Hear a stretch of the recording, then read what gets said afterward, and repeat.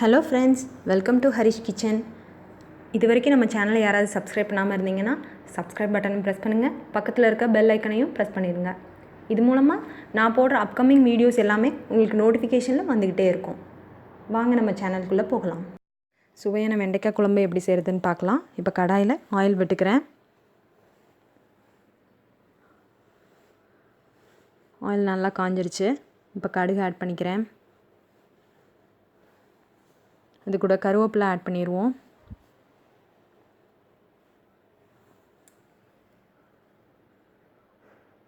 இப்போது அதோட சின்ன வெங்காயம் ஆட் பண்ணிக்கிறேன். முழுசாக தான் போடுவேன் நான். அது கூடயே வெண்டைக்காவையும் ஆட் பண்ணிடலாம். வெங்காயம் வதங்க வேண்டாம், ரெண்டும் ஒரே டைமில் வதங்கட்டும். அப்போ தான் வெண்டைக்காயில் உள்ள பிசுபிசுப்பு போகும். ஸோ நல்லா வதக்கி விட்டுறலாம். இப்போ அரைக்கிறதுக்கு தேங்காய், சின்ன வெங்காயம் 2 இதை மட்டும் அரைச்சி இந்த மாதிரி பேஸ்ட் மாதிரி வச்சுக்கலாம். இப்போ இது கூட தக்காளி ஆட் பண்ணிடலாம். வெண்டைக்காய் நல்லா வதங்கிருச்சு. அந்த பிசுபிசுப்பு தன்மை போனதுக்கப்புறமா தக்காளி ஆட் பண்ணிடுங்க.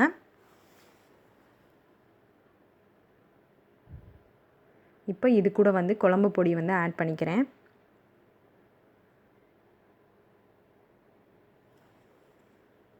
பெருங்காயம், கட்டி பெருங்காயம் ஆட் பண்ணிக்கலாம். தூள் பெருங்காயம் இருந்தால் தூள் பெருங்காயம் கூட ஆட் பண்ணிக்கலாம். இப்போ கொஞ்சமாக மஞ்சத்தூள் ஆட் பண்ணிக்கிறோம்.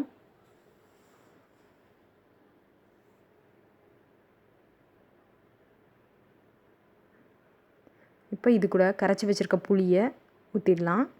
நான் ஒரு நெல்லிக்காய் அளவுக்கு தான் புளியை எடுத்து வச்சுருந்தேன். அதை இதோட ஊற்றிடலாம். இப்போ நம்ம அரைச்சி வச்சுருக்க பேஸ்ட்டு, தேங்காய், சின்ன வெங்காயம் போட்டு அரைச்சி வச்சுருந்தோம் இல்லையா, அந்த பேஸ்ட்டை இதோட ஆட் பண்ணிடலாம். கொஞ்சமாக வாட்டர் ஆட் பண்ணிவிட்டு நல்லா மிக்ஸ் பண்ணி விட்டுறலாம். குழம்பு நல்லா கொதிக்கட்டும். இது கூட தூள் உப்பு ஆட் பண்ணிக்கலாம். இப்போ நல்லா குழம்பு கொதிச்சு வந்துருச்சு.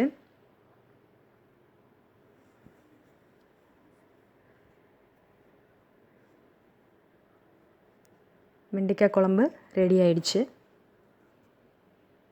இந்த வீடியோ உங்களுக்கு பிடிச்சிருந்துச்சுன்னா லைக் பண்ணுங்கள். உங்கள் ஃப்ரெண்ட்ஸ் கூட ஷேர் பண்ணுங்கள். உங்களுக்கு ஏதாவது டவுட் இருந்துச்சுன்னா கமெண்ட் பண்ணுங்கள். Thank you friends.